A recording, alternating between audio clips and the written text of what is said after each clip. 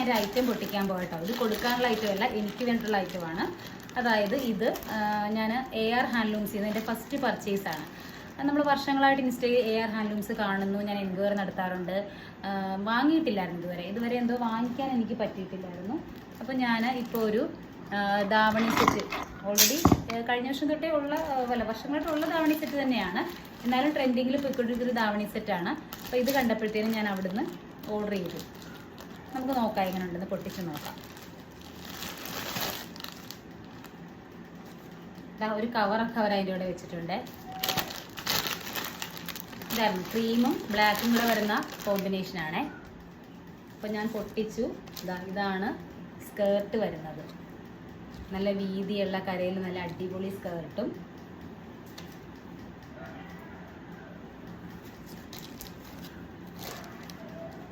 Shawl ബ്ലാക്കാണ്, black shawl.